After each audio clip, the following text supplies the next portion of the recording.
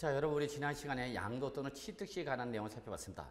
사실 여러분 양도시기나 취득시기는요.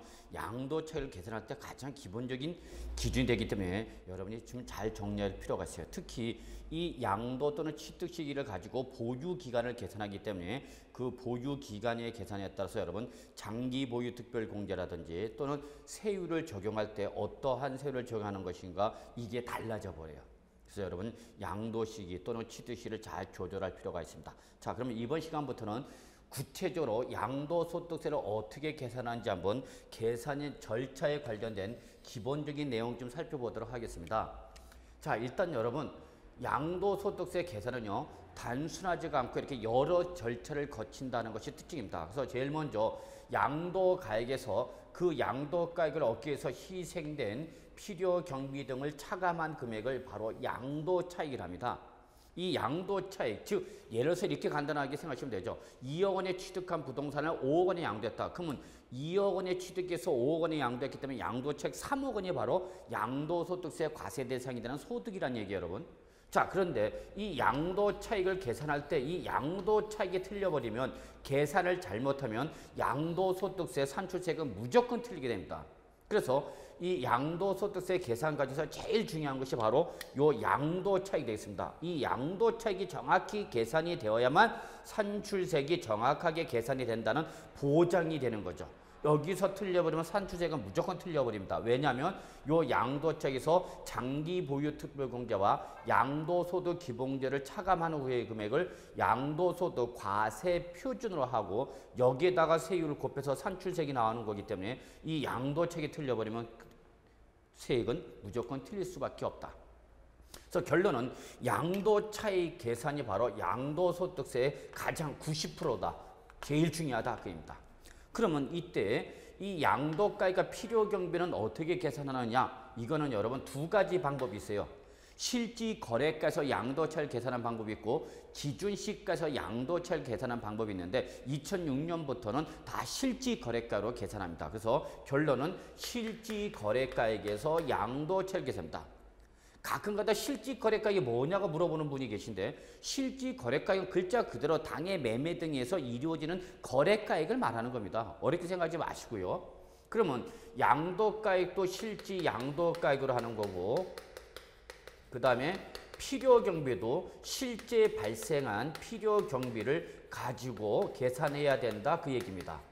그래서 이 실지 양도가에서 실제 필요 경비를 뺀 금액을 바로 실지 거래가 양도차익이라 한다 그 얘기입니다. 그런데 여러분 중요한 게 있어요. 실지 거래가에서 양도차익을 계산할 때는 반드시 증빙서류가 있어야 됩니다. 증빙서류가 없다면 증빙서류가 있어야 되는 거고 증빙서류에 의해서 입증이 될 때만 세법상 인정되는 것이고 만약에 증빙서류가 없으면 이때는 인정을 받을 수 없다는 걸 기억해 두셔야 됩니다. 그러면 이때 이 증빙서류 대표가 바로 양도 당시는 바로 양도 당시의 바로 매매 계약서를 말하는 거죠. 양도 당시 매매 계약서. 매매 계약서죠. 네.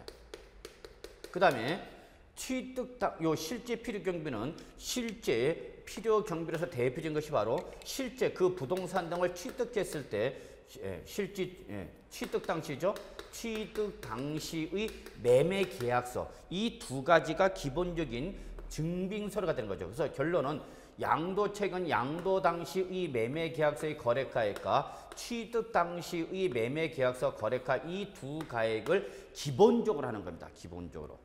그래서 내가 취득할 때 2억 원에 취득한 매매 계약서 있겠죠. 그 매매 계약서와 내가 지금 양도하니까 지금 양도 당시의 매매 계약서 두 가액의 차익이 기본적인 양도 차익이 되는 겁니다. 그래서 바로 이렇게 취득 당시 매매 계약서. 그런데 이렇게 취득한 이후에 보유하는 단계에서 아주 중요한 상대적 중요성이 큰 필요 경비가 발생하면 그거를 바로 뭐라 하냐면 자본적 지출액이라 합니다. 자본적 지출액. 그리고 당연히 그 부동산을 양도할 때, 이 부동산 지금 양도할 때 공인중개사 수수료 이런 것이 대표적인 양도 당시의 필요 경비가 되겠죠. 그래서 이러한 자본적 지출액과 양도비를 더해서 이거를 취득 당시 매매계약서의 가액과 더해서 이거를 실지 필요 경비로 하고 이 실지 필요 경비를 실지 양도가액인 양도 당시 매매계약서에 기재된 금액을 차감하면 여기서 차감하게 되면 바로 이게 실지 거래가인 양도차익이 되는 겁니다. 그래서 이 계산 구조가 결론은 양도소득세의 가장 중요한 부분이죠. 그래서 이 과정이 단순하지 않고 복잡하다 보니까 일반적으로 어떤 세법에 대한 전문적 지식이 없는 사람 또는 일반적 지식이 없는 사람은 결국은 본인이 계산할 수 없을 때는 이때는 세무사한테 대행하는 수밖에 없죠. 세무사한테 내 거 좀 대신 신고 좀 해줘라. 그러면 당연히 세무사한테 대행을 의뢰를 하게 되면 수수료가 나가는 거죠. 그럼 수수료를 안 내기 위해서 내가 직접 계산했다. 근데 내가 계산하는 과정에서 틀렸다. 그러면 그때는 가산세가 부과되는 거죠. 그래서 가능하면 양도 차익이 크면 클수록 세무사 등한테 매매하는 것이 유리합니다. 그런데 이 강의를 들으신 분한테는 제가 팁으로 요 양도소득세 계산하는 무료로 공짜로 계산하는 방법을 말씀드리도록 하겠습니다. 이거는 좀 이따가 다시 한번 우리 구체적으로 어디서 요 양도소득세 계산하는가 제가 사이트를 가르쳐 드릴 테니까 잘 이용하시기 바라겠습니다. 그래서 기본적으로 양도소득세는 기본적으로 이러한 양도차익을 기본으로 한다라는 걸 잊지 마시고요. 특히 여기서 주의할 것은 요거는 양도 당시 계약서, 취득 당시 계약서는 매매 계약서에 의해서 거래된 가액이니까 큰 불편함이 없는데 요 자본적 지출액이라든지 또는 양도비에 해당하는지는 여러분이 잘 모르겠다. 이게 내가 자본적 지출액에 해당이 돼서 또는 양도비에 해당이 되어서 실제 필요 경비로 공제받을 수 있는지 없는지 애매하다. 그럴 때는 여러분 직접 계산하지 마시고 관할 세무서장한테 즉 관할 세무서에 전화하셔갖고 내가 양도소득세를 계산하는 과정에서 이렇게 발생한 필요 경비가 있는데 이 경비를 필요 경비로 공제받을 수 있느냐 없느냐를 문의하시면 다 가르쳐 줍니다. 여러분 세무서에 물으냐 하면 다 가르쳐 줘요. 세무서에 전화 한번 해보세요. 그러면 많은 분들 그걸 어떻게 세무서에 전화하세요? 아닙니다. 여러분 세무공무원도 무지하게 친절합니다. 여러분 웬만한 어떤 공공기관보다도 더욱더 친절한 서비스를 제공하고 있기 때문에 여러분 문의사항 있으면 언제든지 관할 세무서에 검색해서 전화번호 검색해서 내가 양도소득세 계산할 때 이러한 경비를 공제받을 수 있습니까 없습니까? 문의하면요 다 아무런 거리낌 없이 대답해 드립니다. 그러니까 걱정하지 마시고 잘 모를 때는 직접 계산하지 말고 먼저 사전에 확인을 받아라. 잊지 마시기 바라겠습니다. 자, 그래서 요것만 대한 구체적인 내용은 좀 이따 한번 좀 살펴보기로 하고요. 자, 그래서 이렇게 양도 차익이 나오면은요. 이제는 양도 차익이 나면 이 양도 차익을 다 무조건 과세하는 것은 아니고요. 여기서 장기 보유 특별 공제라는 특별 공제를 해줍니다. 그런데 여기 여러분 특별 공제, 특별한 것만 공제를 해주는 거니까 아무한테나 공제는 안 해주죠. 그래서 여러분 일단은 장기 보유 특별 공제는 누구한테 해주는가 한번 잠깐 살펴보면요. 첫째, 공제 대상은요 크게 두 가지로 구분할 수가 있어요. 첫째, 토지나 건물이라는 부동산을 양도한 자만 공제받을 수 있습니다. 그래서 양도 물건이 토지나 건물이라는 부동산을 양도했을 때만 공제를 받을 수 있는 것이고요. 부동산에 관한 권리라든지 또는 뭐 예외적 과세 대상인 주식 등이다. 그럴 때는 공제받을 수가 없어요. 자, 그 다음에 하나 더 조건이 있죠. 장기 보유라고 그랬는데 무조건 부동산이라 해서 공제를 해주는 것은 아니고요. 최소한 3년 이상을 보여야 됩니다. 3년 이상 보유한 부동산일 때만 공제받을 수 있다는 게 특징입니다. 그래서 이 두 가지 조건을 모두 충족해야 됩니다. 그래서 결론, 장기 보유 특별공제는 누가 받을 수 있다고요? 3년 이상 보유한 토지나 건물을 양도했을 때 토지만 양도했다? 받을 수 있어요. 건물만 양도했다? 받을 수 있다는 얘기예요. 몇 년만? 3년 이상만 보유했으면 되는 거죠. 그럼 이런 거 적극적으로 받아야 되는 거죠, 여러분. 자, 그런데 이 두 가지 조건을 충족했다 하더라도 그렇다 하더라도 첫째, 미등기 양도하는 경우, 미등기 양도라는 경우. 여러분 여기서 우리 세법에서 미등기 양도는 가장 전형적인 투기 행위로 보기 때문에 세법상 규제 대상이 됩니다. 여기서 미등기 양도라는 것은 여러분 결론부터 내리면 그 자산에 대한 등기부가 있는데 그 토지나 건물에 대한 등기부가 있는데 취득 등기를 하지 않고 자기 명의로 취득 등기를 하지 않고 양도하는 걸 우리는 소득세법상 이걸 바로 미등기 양도랍니다. 그래서 미등기 양도일 때는 3년 이상 보유한 부동산이라도 공제받을 수 없다는 겁니다. 근데 이런 경우가 있죠. 자, 제가 토지를 양도했는데 이 토지가 측량, 수로, 조사 및 지적에 관한 법률에 따라서 지목이 등재가 됐으면 상관이 없는데 지목이 등재되지 아니한 토지일 때는 어떻게 할 거냐. 그래도 공제받을 수 있어요, 여러분. 실질이 토지나 건물이 됩니다. 그런데 이 등기부가 있는데 취득 등기를 안 하고 양도했다면 받을 수 없다는 거죠. 자, 이런 경우도 있겠죠, 여러분. 나는 건물을 양도했는데 이게 건축법상 건축 허가를 받지 않냐? 무허가 건물이야. 무허가 건물 양도했으면 공제받을 수 있냐 없냐?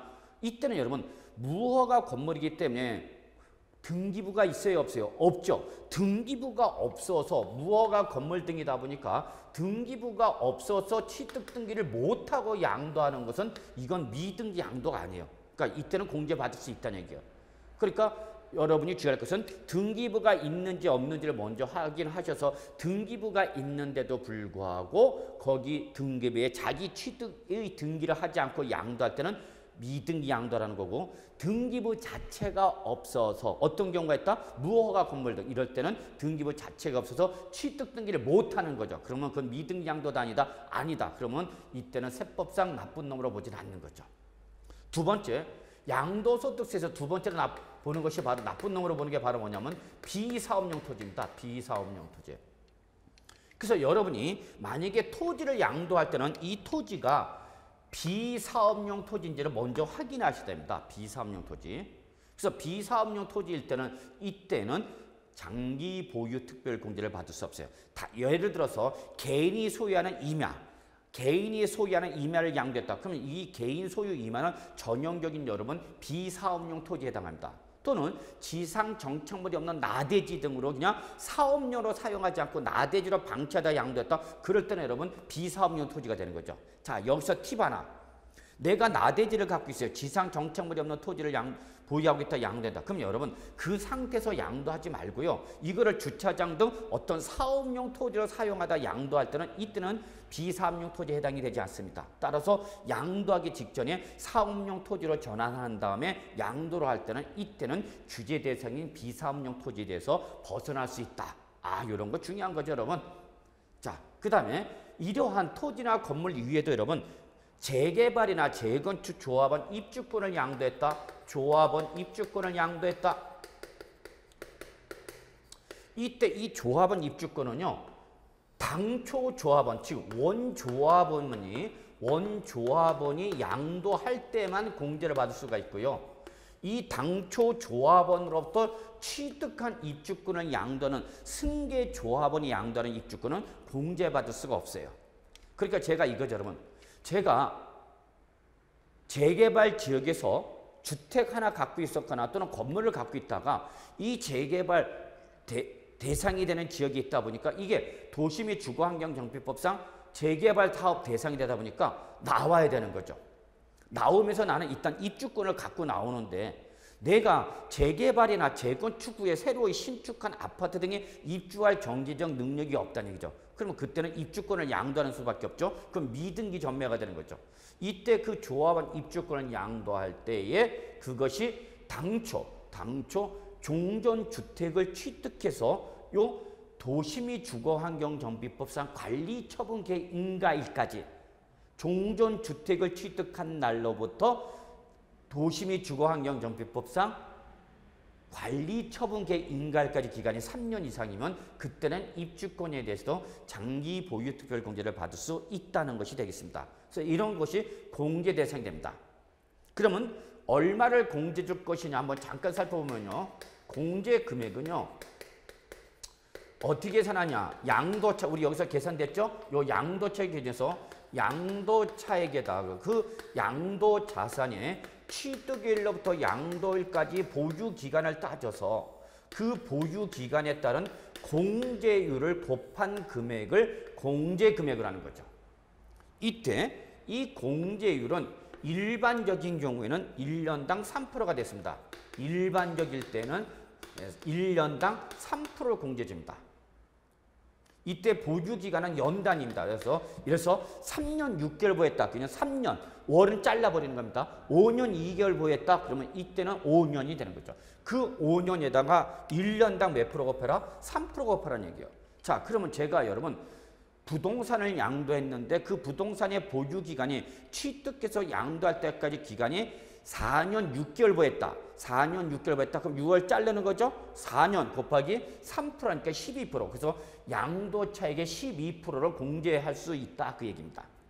다만 1세대 1주택으로서 3년 이상을 보유했는데도 비과세를 적용받지 못해서 과세 대상일 때 이때는 1년당 8%를 공제받을 수 있습니다. 8%. 그래서 요거는 비과세 요건이라고 할 수 있는 1세대 1주택 2년 이상을 보유하고 뿐만 아니라 3년 이상을 보유했어도 비과세를 적용받지 못했을 때 요거는 예외적인 거죠. 이런 경우가 아니면 일반적으로는 1년당 3%입니다. 다만 무제한으로 공제를 받을 수는 없고요. 10년을 보유했을 때를 한도로 했을 때 30% 또는 10년을 보유했을 때의 80%를 한도로 해서만 공제를 받을 수 있다는 것이 특징이 있습니다. 이게 바로 여러분 장기 보유 특별공제입니다. 그러니까 이 장기 보유 특별공제는 부동산을 양도했을 때 최소한 3년 이상 보유했거나 또는 입주권을 양도했을 때 그 당초 주택을 취득한 날로부터 관리처분계 인가일까지 기간이 3년 이상이면 장기 보유 특별공제 받을 수 있다 그 얘기입니다. 자, 이러한 장기 보유 특별공제가 있기 때문에 부동산을 양도하신 분일 때는 내가 이러한 장기 보유 특별공제 받을 수 있는지 확인하셔야 되겠죠? 이런 거 당연히 공제 받아야 되는 거죠. 자, 그러면 이렇게 장기 보유 특별공제를 차감하는 금액을 우리 세법상 소득세법상 양도소득금액이라 하고요. 이 특별공제에 대응되는 이제 기본공제라는 게 있어요. 이는 3년 이상 보유한 부동산 등일 때만 공제받기 때문에 여기에 대해서 대응되는 기본공제가 있는 거죠. 기본공제. 그래서 이거는 기본공제는 글자 그대로 기본이기 때문에 누구나 다 받아요. 양도소득세 납세무자라면 양도 물건이 뭐냐 관계없이 무조건 다 양도소득세 납세무자라면 양도 물건에 대해서 양도소득 기본공제를 받을 수 있습니다. 그러니까 토지나 건물이나 부동산을 양도했다, 입주권 양도했다, 또는 부동산에 관한 권리를 양도했다, 또는 골프 회원권 양도했다, 다 공제받을 수 있습니다. 주식을 양도해도 공제받을 수 있어. 왜? 기본공제니까, 기본이니까. 단 기본공제라 하더라도 양도소득세 제일 나쁜 미등기 양도일 때는 공제를 받을 수 없다라는 것이 특징됩니다. 그러니까 미등기 양도면 여러분 장기 보유 특별공제도 못 받고 양도소득 기본공제도 못 받는 얘기예요. 그 다음에 얘는 그러면 얼마를 공제 줄 거냐? 공제 금액이죠. 이 공제 금액은 여러분 부동산 등과 주식 등 이렇게 두 가지로 대별해서 부동산이나 부동산에 관한 권리라든지 기타 자산을 합한 그 양도소득 금액 합계액에서 1년 단위로 해서 연 250만 원을 공제받습니다. 그래서 얘는 1년 동안에 공제받을 수 있는 금액이 250만 원이라는 얘기예요.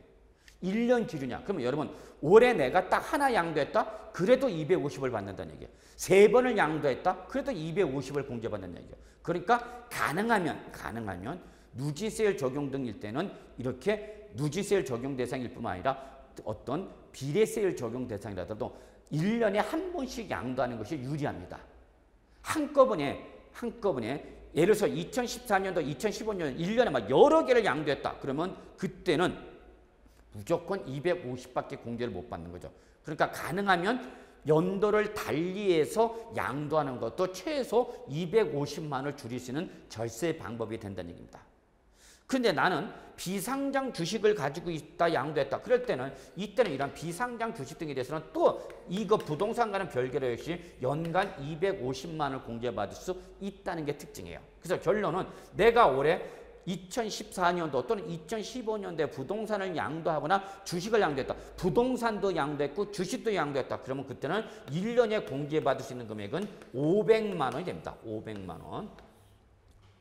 그런데 아니다. 나는 그 외에 있는 자산에 대해서도 양도했다. 그러면 이때는 국외 자산도 국내 자산과 똑같이 국외에 있는 부동산 등에서 역시 연간 250만 원 공제받을 수 있고요. 해외 법인이 발행한 주식을 양도했다. 250만 원 역시 공제받을 수 있다는 얘기입니다. 그러나 장기 보유 특별 공제는 이 국외 자산에 대해서는 공제받을 수 없다는 게 특징입니다. 그러니까 예를 들어서 내가 미국에 있는 부동산 양도했다. 그럼 미국에 있는 부동산 양도했을 때 장기 보유 특별 공제는 받을 수 없지만 양도소득 기본공제 250만 원은 국내 자산과는 별도로 공제받을 수 있다는 얘기입니다. 자, 이 내용이 바로 양도소득 기본공제에 관련된 내용입니다. 그래서 이렇게 이러한 과정을 거쳐서 양도가에서 필요경비를 빼고 장기 보유 특별공제 빼고 양도소득 기본공제를 뺀 금액의 결론은 양도소득 과세표입니다. 즉 양도소득세 과세 대상 가로 확정된 금액에서 산출세액의 기초가 되는 거죠. 여기다 이제 뭘 곱하는 거죠? 세율을 곱하는 것이 바로 양도소득세 세율이 되겠습니다. 자, 이때 양도소득세 세율도 여러분 민감하시죠? 특히 양도소득세 세율은 어떤 정부의 경제정책이나 또는 특히 부동산 경기 등 주택의 경기 흐름에 상당한 영향을 받습니다. 특히 2014년도에도 요 양도소득세 세율이 개정됐는데 일단은 뭐 개정된 건 무시하고 일단은 우리가 현행 개정된 내용을 반영해서 현행 어떤 세를 적용하느냐 한번 살펴보도록 하죠. 어떤 세율을 적용할 것이냐 것은 여러분 일단은 내가 양도한 물건이 부동산이냐 주식이냐 이렇게 크게 두 가지로 대별됩니다. 두 가지로 대별돼서 부동산 등을 양도했다. 그럴 때는 여러분 원칙이 최저 6%부터 최고 38%까지 5단계 초과 누진세를 과세합니다. 여기서 조금 세법을 전혀 모르신 분들은 누진세율이 뭐냐라는 말이 나오실 텐데 여러분 이 6%부터 38%까지 5단계 초과 누진세는 뭐를 말하냐?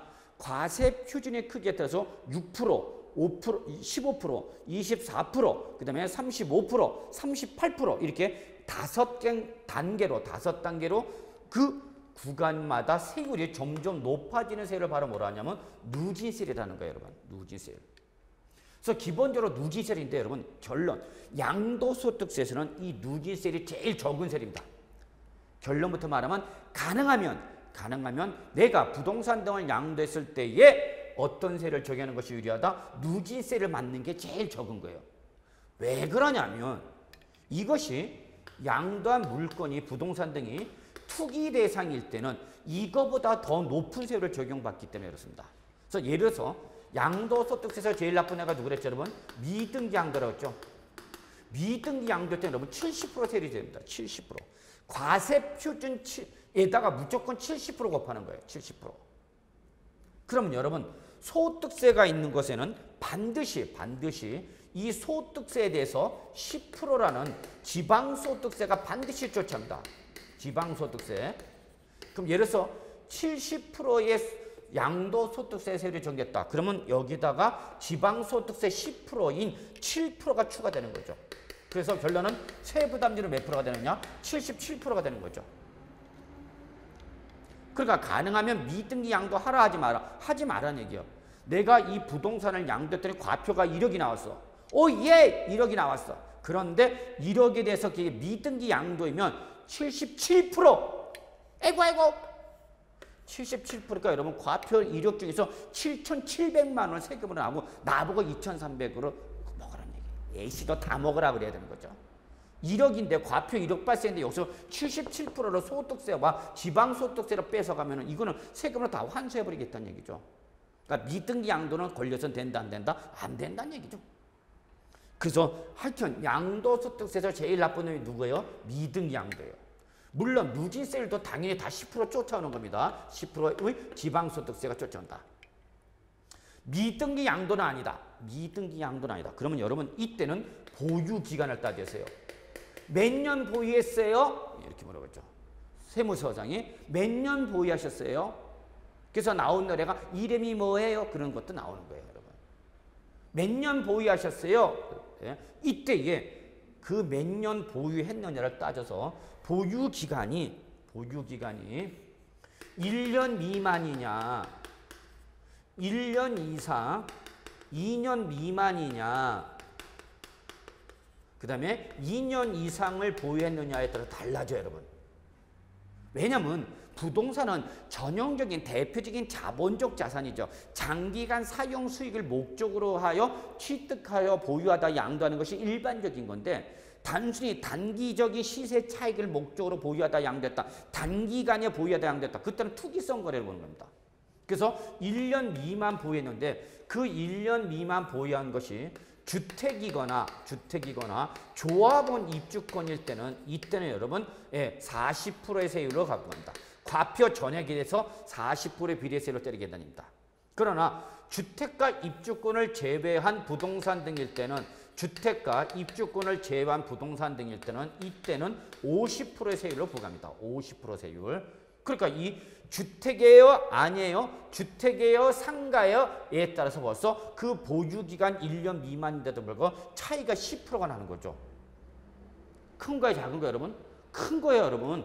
과표가 1억이면 과표가 1억 원이면 그 양도 물건이 1년 미만 보유 양도했을 때 주택이면 40%인데 상가 등일 때 50%, 무려 10%인 1,000만 원. 과표가 1억일 때 10% 1,000만 원 차이가 나잖아요, 여러분. 1,000만 원.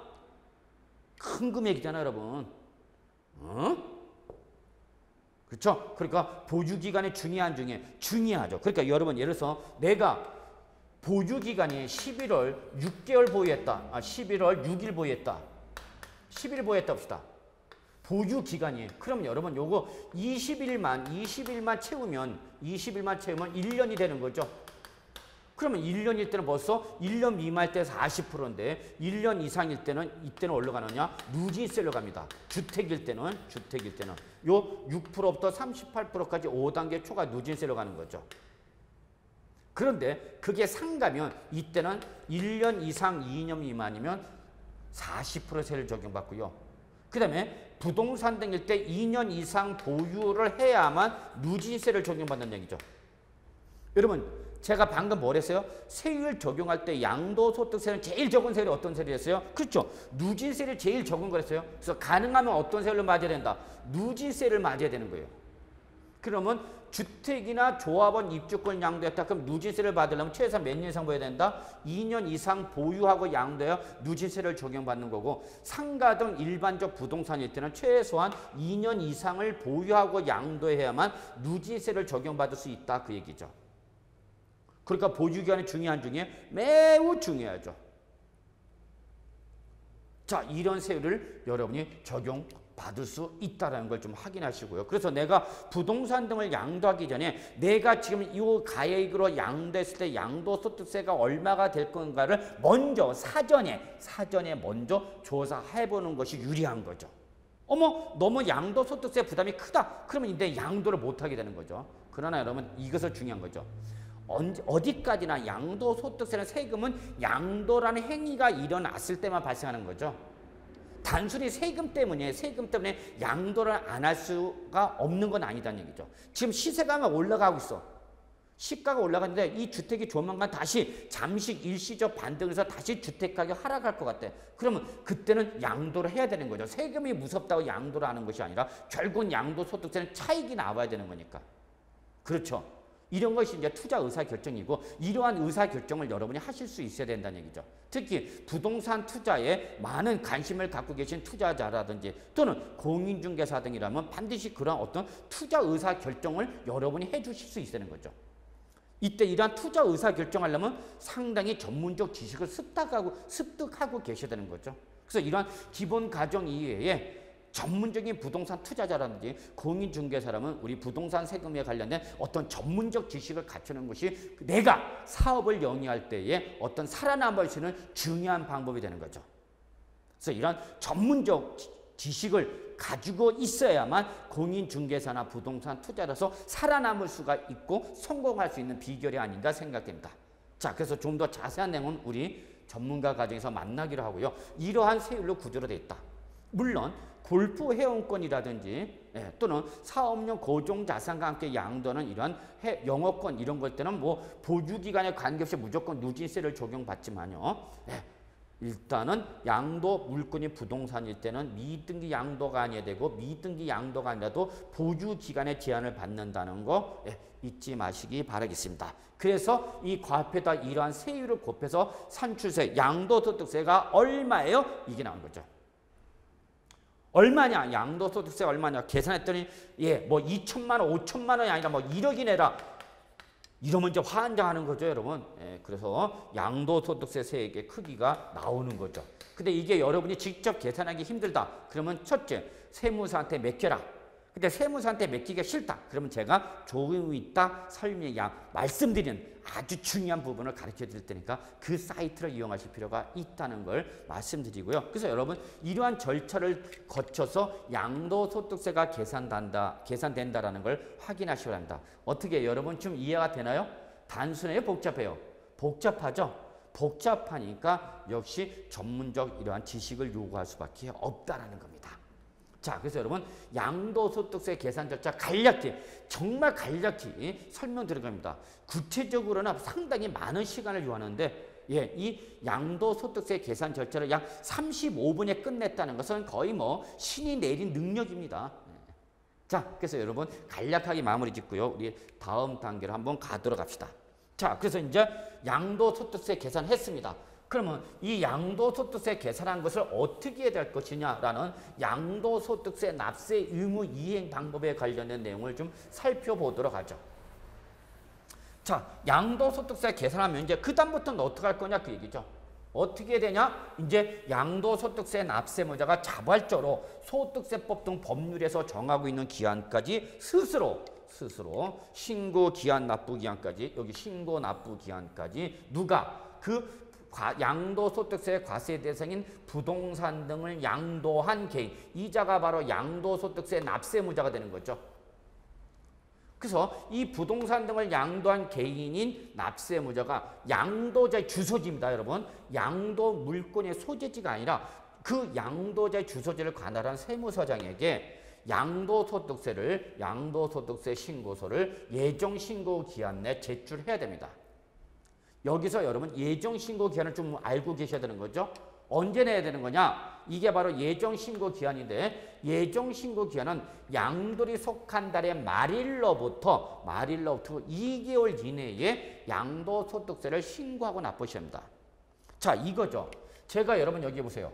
부동산을 양도했는데요. 양도일, 즉 대금 청산일이 내가 대금을 다 받은 날, 양도 부동산 등에 대한 대금을 다 받은 날, 이 날이 대금 청산일이 되는 거고 이 날에 뭐 한 걸로 보죠, 여러분? 양도한 걸로 보는 거죠. 대금 청산일이에요. 물론 이전에 등기를 했다. 그럼 그때는 등기일에 바로 양도한 걸로 보는데 예를 들어서 이게 2014년 10월 20일 날 양도했어요, 여러분. 양도자로서 매매대금을 다 받은 날이 언제, 여러분? 2014년 10월 20일이다 라고 가정합시다. 그러면 언제까지 예정 신고를 해야 되느냐?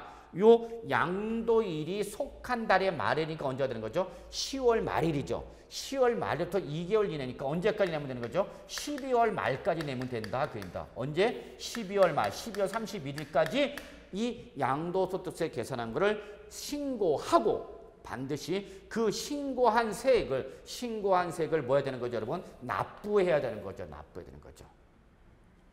그래서 여러분 12월 20일 양도했다. 그럼 언제까지 하라고요? 12월 말까지 하면 되는 거죠. 12월 말. 그래서 말일 기준이에요, 여러분. 그런데 이럴 수도 있죠. 내가 지금 이 부동산을 양도하자마자 다른 부동산을 취득하다 보니까 돈이 없어. 그럴 수도 있잖아요, 여러분. 일시적 자금 부족이 일어날 수 있잖아. 그러다 하더라도 반드시 뭐 해야 되느냐? 신고는 하셔야 됩니다. 만약에 신고를 하지 않았다. 신고기한 내, 예정신고기한 내에 즉 12월 말까지 신고를 안 했다. 납부를 안 했다. 그러면 거기에 대해서 뭐가 붙느냐? 가산세가 붙어요. 여러분. 가산세. 그래서 신고를 안 하면 신고 자체를 안 하면 무신고 불성실 가산세 20% 당해 세액의 20% 예를 들어서 세액이 1,000만 원이었다. 양도소득세 계산때 1,000만 원이었다. 그럼 거기에 대해서 20%인 바로 200만 원이 양도소득세 무신고 가산세를 내셔야 됩니다. 또 납부를 하지 않았다. 그러면 납부 불성실 가산세 하루당 만분의 3의 이 연수, 하루당 만분의 3에다가 납부 지연 일수를 곱해서 납부 불성실 가산세가 부과됩니다, 여러분. 그러니까 가능하면은 예정 신고 기한 내 신고를 하고 납부를 하시는 것이 가장 기본적인 절세 방법이에요. 신고를 안 하거나 또는 신고를 늦게 하거나 또는 납부를 안 하거나 과소납부하면 거기에 대해서 뭐가 부과되는 거죠? 가산세가 부과되는 거죠. 그러니까 쓸데없이 가산세를 맞지는 말아야 되는 거죠. 가산세를 안 맞는 것도 사실상 세액 부담을 줄이는 절세 방법 중에 하나가 되는 거죠. 그래서 양도일이 속한 달의 말로부터 매달 이내에 2개월 이내에 주소지를 관할하는 세무서장에게 양도소득세를 어떻게 하라고요? 신고하고 납부된다. 그러한 신고나 납부가 이루어지지 아니하면 뭐가 부과된다? 가산세가 부과된다. 다만 제가 여러분 토지를 양도했는데요. 이 토지가 국토의 계획 및 이용에 관한 법률에서 규정하고 있는 토지 거래 계약 허가 구역 아니는 토지다라면 이건 확인하셔야 돼요, 여러분. 특히 토지를 양도하신 분은 내 양도한 토지의 소재지가 국계법상 국토의 계획 및 이용에 관한 법률에서 규정하고 있는 토지 거래 계약 허가 구역인지를 확인하셔야 됩니다. 이때 내가 양도한 토지가 토지 거래 계약 허가 구역 내 토지일 때는 반드시 여러분 시장 군수 구청장이 허가를 받아야 됩니다.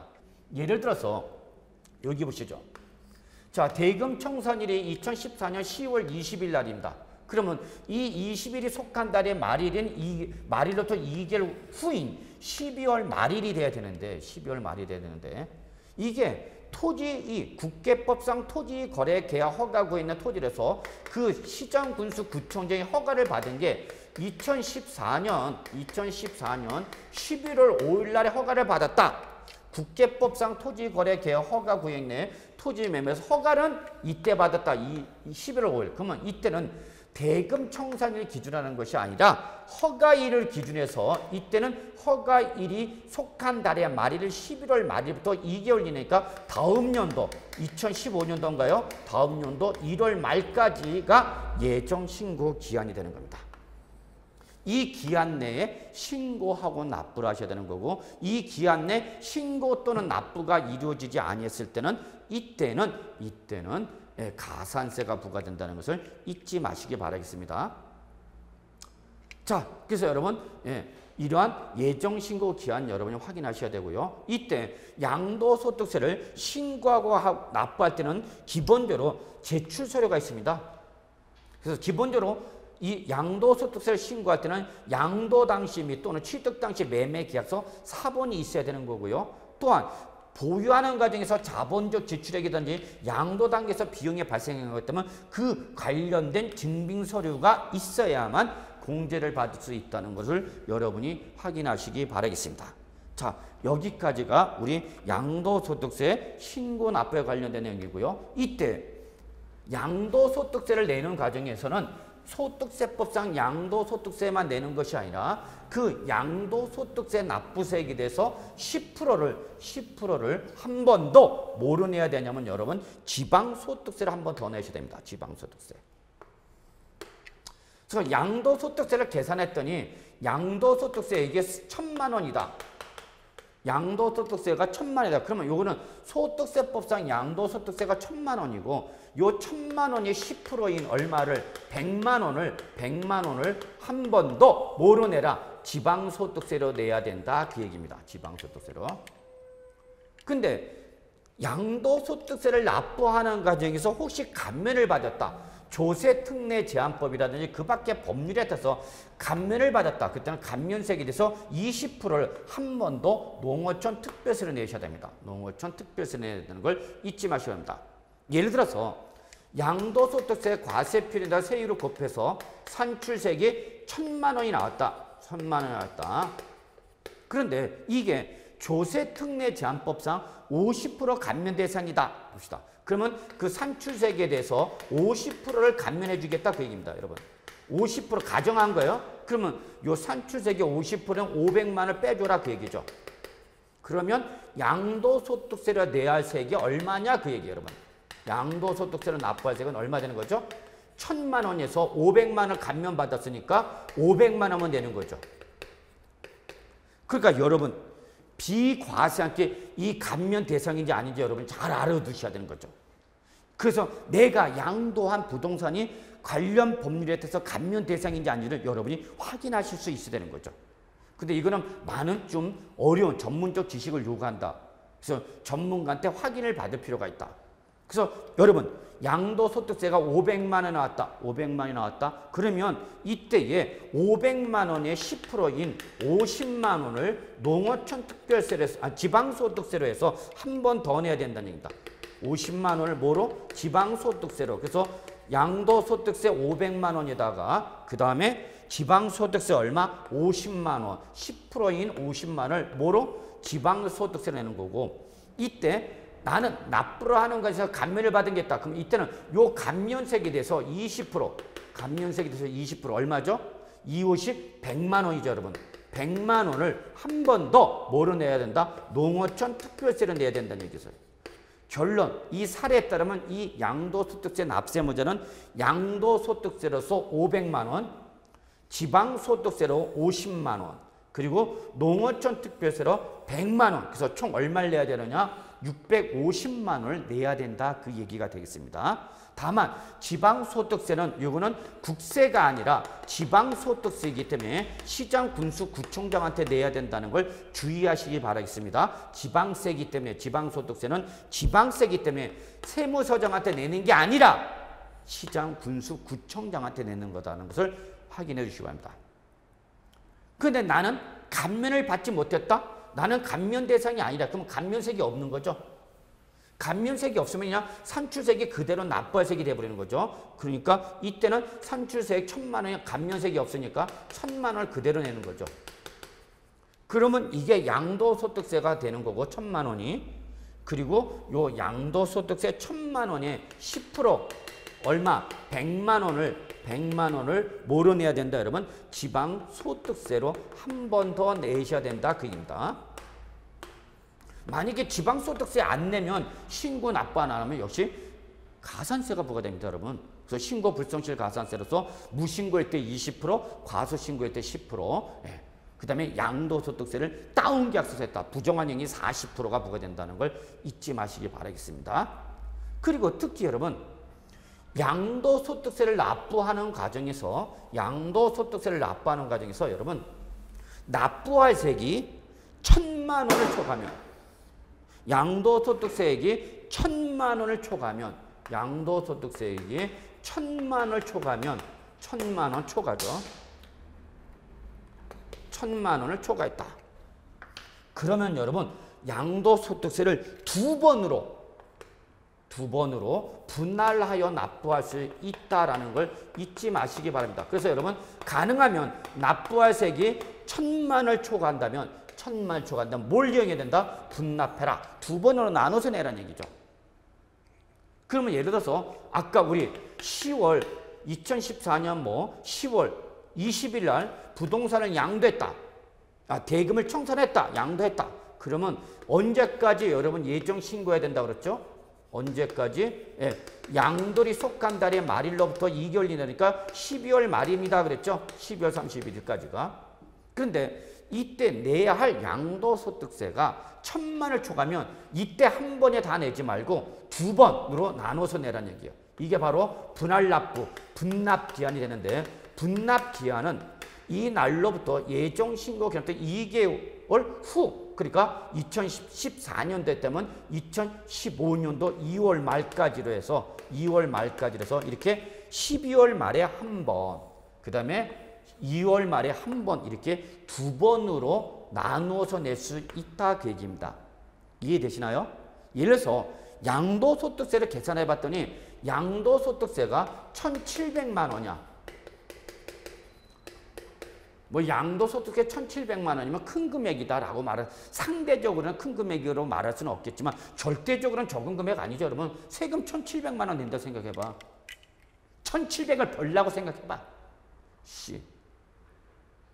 그러면 이때 양도소득세 1,700이면 이거를 1,000만을 초과니까 한 번에 다 내지 말고 1,000만 원을 예정신고기한에 내고 1,000만을 초과하는 금액 700만 원을 2개월 후에 내도 좋다 그 얘기입니다, 여러분.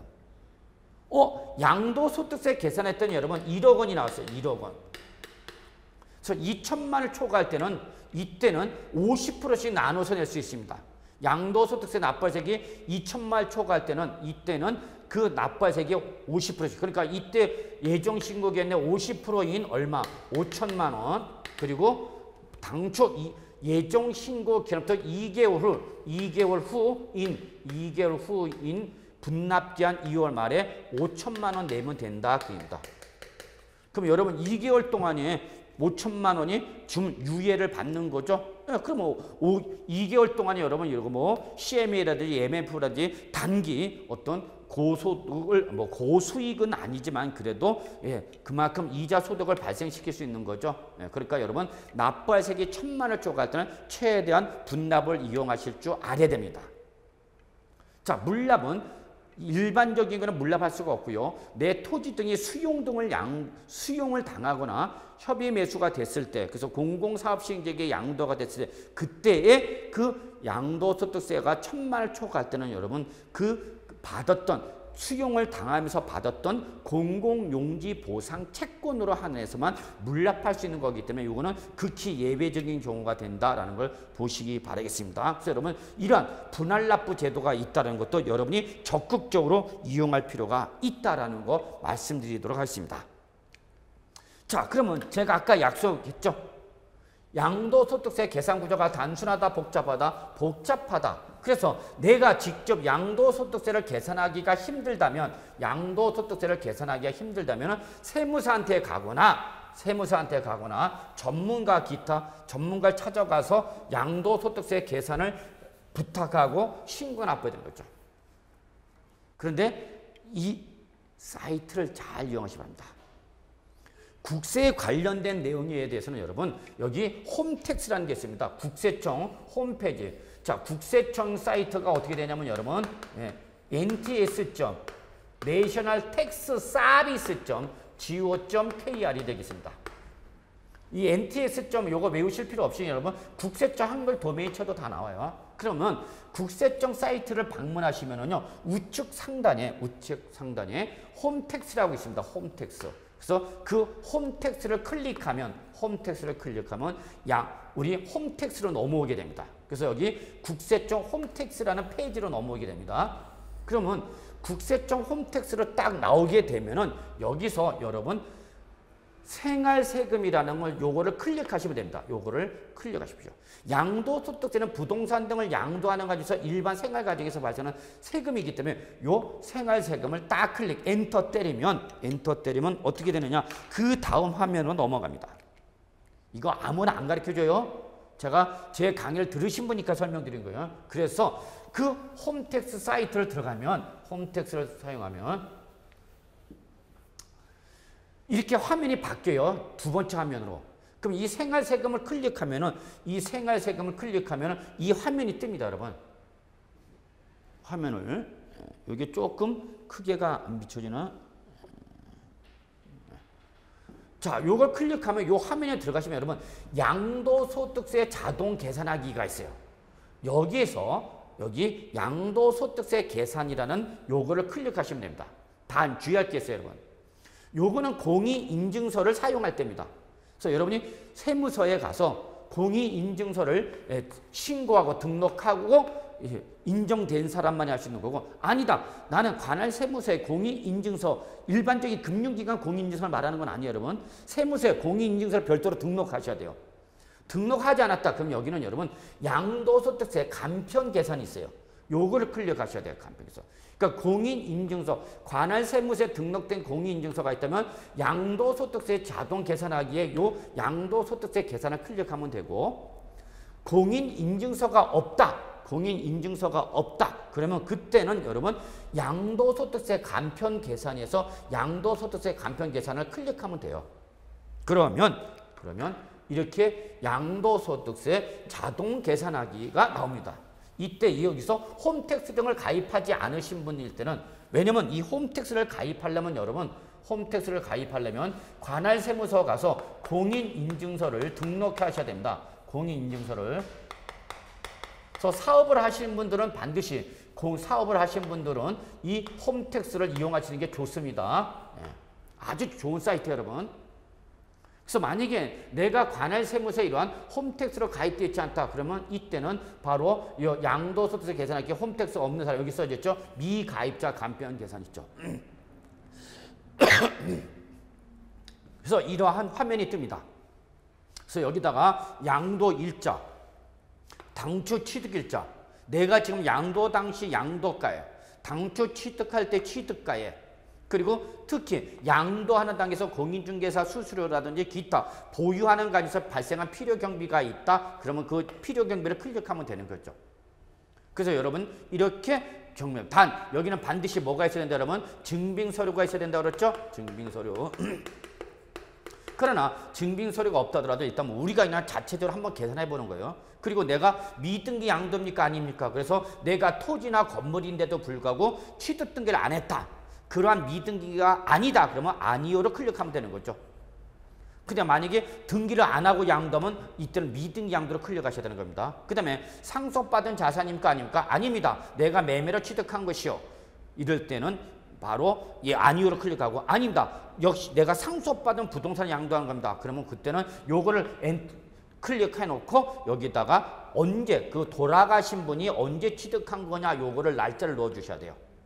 그 다음에 마지막으로 이러한 것이 아니라면 이제 마지막에 비사업용 토지입니까 아닙니까 물어보는 거죠. 그래서 비사업용 토지에 해당이 되지 않는다. 아니요. 이걸 클릭하면 되는 거죠. 그래서 넘어가면은 이렇게 또다시 확인 자료가 있죠. 그래서 양도소득세 과세를 했다는 중공임대주택 뭐 이런 거는 특히 관련 법률을 필요로 하는 거죠. 그러한 것이 아니라면은 해당 사항 없음을 클릭하고요. 거주자로서 1세대 1주택입니까? 여기서 1세대 1주택이냐면서 비과세 받을 수 있는 건지 없는 건지 확인해서 비과세 대상이 아니다. 그러면 아니요로 클릭하면 되는 거죠. 그래서 요거 2년 이상 보였습니까? 이거는 비과세 여부를 확인하는 거죠. 1세대 2주택입니까? 3주택입니까? 아니요, 아니요. 그랬을 때 넣고요. 마지막에 양도소득 기본공제, 내가 올해 처음 양도하는 거다. 올해 부동산을 처음 양도한다. 올해 이거 하나밖에 없다. 그러면 여러분 기본공제 250만 원을 한 달에서 공제받을 수 있고요. 그 다음에 예정신고 납부를 해야 되는 거죠. 예.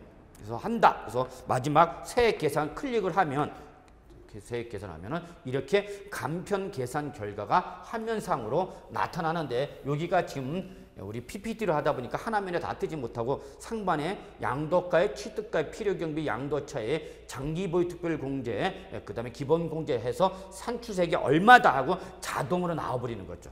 얼마나 편해요 여러분. 그러니까 세무사한테 맡기지 않아도 되겠죠.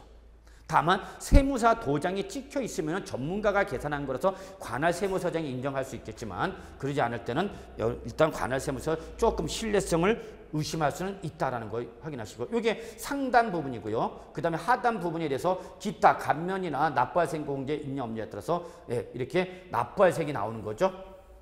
그리고 납부할세액에 대해서 몇 프로? 10%인 지방소득세가 10%인 지방소득세가 같이 계산돼서 나온다라는 겁니다. 그래서 이러한 내용을 가지고 여러분이 간편하게 양도소득세를 계산할 수 있다는 걸 잊지 마시고요.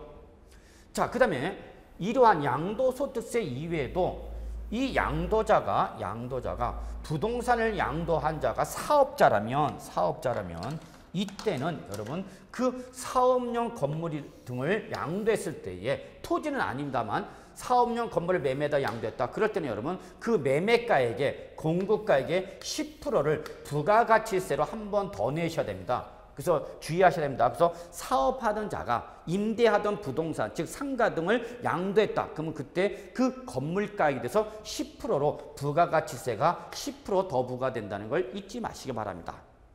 다만 이 양도가 사업의 포괄적 양수도에 해당할 때는 이때는 부가가치세가 과세되지 않습니다. 과세되지 아니한다.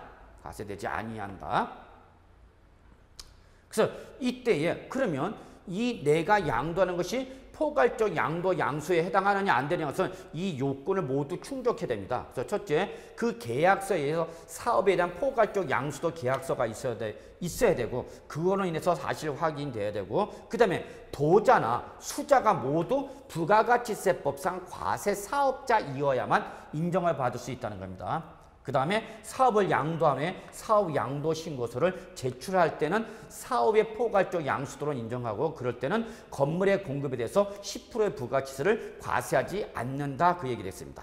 그러나 이러한 포괄적 양수도에 해당하지 않을 때는 일반적인 양도일 때는 이때는 양도자인 사업자는 반드시 세금 계산서를 교부하고 그 교부받은 그 10%의 부가가치세에 대해서 세금 계산서를 교부해줘야 되고 양수자로부터 10%의 부가가치세를 징수한 다음에 이거를 관할 세무서장한테 부가가치세로 신고하고 납부하셔야 된다는 것을 주의하시기 바라겠습니다. 그러나 이거는 어디까지나 부가가치는 사업자일 때 적용한다는 걸 잊지 마시고요. 자, 그래서 여기까지가 여러분 우리 부동산과 관련된 세금을 취득 단계와 보유 단계와 양도 단계로 구분해서 발생할 수 있는 세금 문제에 대한 기본적인 내용을 설명드렸습니다. 어떻게 여러분 좀 들어보셨는데 도움이 되는지 모르겠습니다. 도움이 분명히 됐을 거라 믿고요. 그래서 취득세 신고 납부하는 사이트, 양도소득 신고 납부하는 사이트, 또 내가 종합부동산세 확인 대상자인지는 국세청 홈택스 들어가셔도 확인하실 수 있다는 걸 말씀드릴 수 있고요. 그 다음에 지금까지 한 5시간 좀 넘었나요? 그래서 우리 기본 과정으로서 여러분한테 무료로 이렇게 강의를 들을 수 있게 했는데요.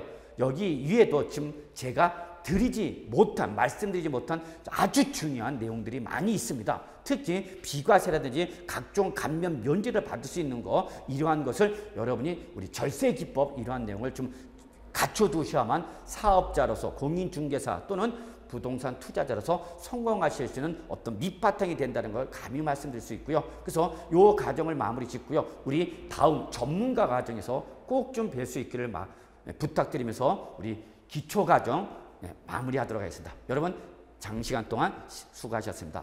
감사합니다.